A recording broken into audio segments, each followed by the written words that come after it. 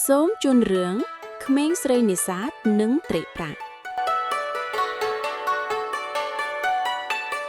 នៅលើបឹងទន្លេសាបដ៏ធំមានភូមិអណ្ដែតស្ងប់ស្ងាត់មួយមានទេសភាពដ៏ស្រស់ស្អាតអមទៅដោយពន្លឺព្រះអាទិត្យរះបំភ្លឺទឹកដ៏ភ្លឺថ្លាឆ្វេងពេញផ្ទៃទឹកក្មេងស្រីតូចឈ្មោះស្រីនាងរស់នៅជាមួយឪពុករបស់នាងឪពុកនាងជាអ្នកនេសាទត្រីដ៏ចំណាប់ម្នាក់ឪពុកនាងបង្រៀនស្រីនាងចេះចាក់អន្ទាក់ដាក់ត្រីផងដែរឪពុកនាងបង្រៀននាងស្ដាប់យ៉ាងយកចិត្តទុកដាក់ស្រីនាងចាក់អន្ទាក់ដាក់ចូលក្នុងទឹកដើម្បីចាប់ត្រីទឹកក៏បានបែកចេញជារលកតូចៗឆ្លោះភាពឆ្លាតវៃរបស់នាងបានរងចាំដោយក្តីសង្ឃឹមភ្លាមនោះមានពន្លឺប្រាក់ភ្លឺចេញពីអន្ទាក់របស់នាងពន្លឺនោះគឺជាពន្លឺត្រីតូចមួយដែលបានចូលអន្ទាក់របស់នាងលើកឡើងឃើញពន្លឺភ្លឺចែងចាំងដ៏ស្រស់ស្អាតស្រីនាងភ្ញាក់ផ្អើលណាស់ត្រីប្រាក់បាននិយាយសំឡេងស្រទន់ល្វើយសុំឲ្យនាងដោះលែងវាត្រីប្រាក់សន្យាថានឹងជួយនាងបើនាងដោះលែងវានាងគិតយ៉ាងស្ងប់ស្ងាត់នាងមិនចង់បានរង្វាន់ទេហើយនាងក៏បានដោះលែងត្រីប្រាក់ទៅវិញនាងញញឹមយ៉ាងទន់ភ្លន់ត្រីហែលទៅក្នុងទឹកយ៉ាងរីករាយ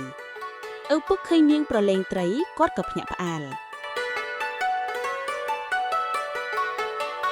ប៉ុន្តែគាត់ញញឹមដោយមោទនភាពគាត់ដឹងថាកូនស្រីមានទឹកចិត្តល្អ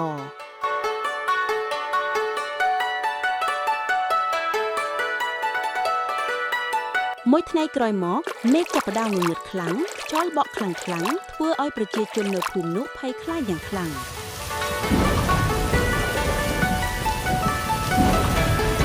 ហើយក៏មានភ្លៀងធ្លាក់ខ្លាំងមានដំណក់ធំងងឹតឈឹងមើលអ្វីពុំឃើញសោះទឹកក៏រលកធំបោកបក់ខ្លាំងមកត្រូវជាមួយទូកនិងផ្ទះក្នុងភូមិ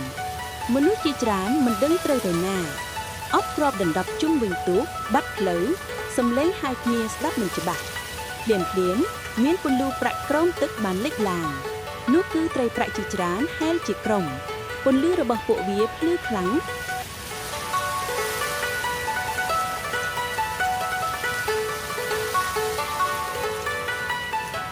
ហើយវាក៏បានបំភ្លឺផ្លូវនាំអ្នកទាំងអស់គ្នាទៅផ្ទះវិញ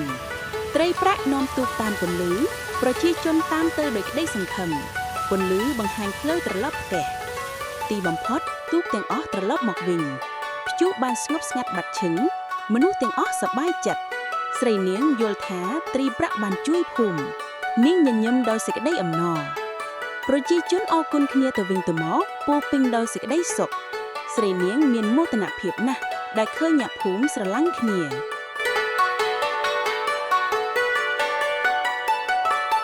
ត្រីប្រាក់មើលឃើញភូមិសុខសាន្តវាក៏ហែលយ៉ាងស្ងប់ស្ងាត់ទៅវិញបាត់ទៅ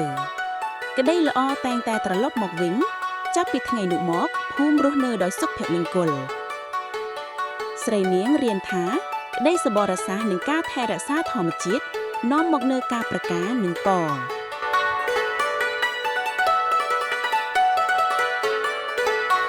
រឿងនេះបានចប់សូមអរគុណ